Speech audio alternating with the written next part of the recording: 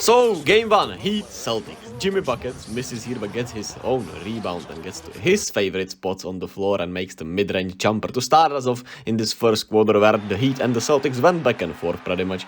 And Peyton Pritchard got some playing time and Jimmy Butler abused that. Easy mid-range for Jimmy, and I don't know why, but the Celtics were switching everything, and I think Jimmy just abused the hell out of it. Here's Tatum getting to the rim, which is something we like to see from Jason Tatum over here at this channel. Here's Marcus Smart being the point guard as he had 11 assists, Al Horford from the corner, and the Celtics started to rally here at the halfway mark of the second quarter, end of the second quarter. Another assist for Marcus Smart and a 10-point lead for Boston here with 3:45 remaining in the second quarter. And I thought after this right here, after Marcus Smart hit this step back splash, I thought they were gonna blow the Heat out, to be quite fair with you. And then Miami took a timeout. They started playing even harder than they usually do. Beautiful pass from Bam, and it's a goaltend, and the Heat had a lead just like that, simply enough. And Max Strus hits a deep one here, and they were making a lot of tough shots, man, and they've been the whole playoffs, which is just hilarious counterpart to their overall season. But in the playoffs they've been hot, and Max Strus here hits another one, and they had a 11-point lead all of a sudden. Here's Jaylen Brown getting to the floater. I don't know, his jump shot wasn't falling tonight, so that was rough for the Celtics, but at least some of these floaters were, but it wasn't pretty, to be fair.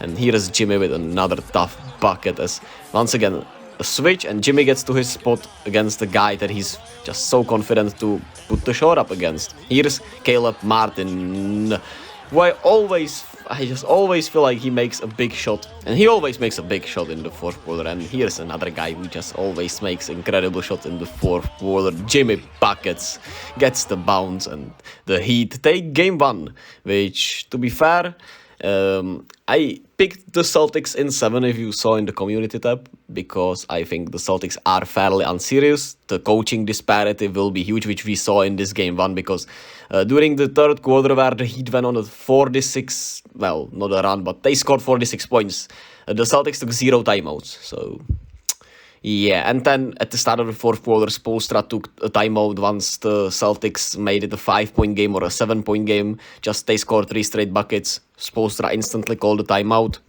I guess Joe Mazzula just wants to keep them for next round, I guess. I don't know.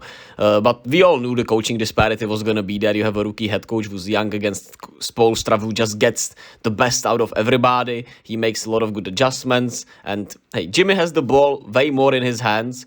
And what that creates is just the other guys feeding off of him. And you have guys that have just played, I don't know if it's up to their potential or above their potential, right? But they have been playing up to their max and shooting lights out all of a sudden, well, because Jimmy has the ball more in his hands and he creates for them. 16 of 31 from the 3-point line, which is just insane and absurd. And I mean, look at the percentages. Kyle Lowry, 3 of 5. Caleb Martin, 3 of 7. Gabe Vincent, 3 of 5. Strus, the same. Kevin Love, 2 of 3. Even Jimmy was 2 of 4. So it's incredible. It truly is. 35, 5 and 7 and 6 steals for Jimmy Butler. He was great. Kevin Love, just 16 minutes. The adjustment was playing more Caleb Martin and Kyle Lowry off the bench, who both were spectacular. Kyle Lowry had a great quarter, 15 points overall. Caleb Martin had that huge shot that I showed you. And like I said, I always feel confident that Caleb Martin's gonna hit one for the Heat in the fourth quarter. I always feel that way. At least one big shot, one big splash, he's gonna hit it. And he did again. Bam was great, 28 and 5. And 9 of 13, really good stuff from Bam. I loved what I saw from him. Aggressive play overall, especially. Need him to be better from the free throw line, though, of course. And when the Heat were losing in that, what was it, the second quarter, they had a lot of turnovers and they cut down on them. They slowed down the pace while the Celtics were trying to push the pace way too much. They had 15 turnovers. And the pushing the pace part is right and great against these Heat. You don't want to play against a set defense, but they, at the same time, were just kind of sped up way too much. And Jaylen Brown was 10 of 21. His shot was looking rough.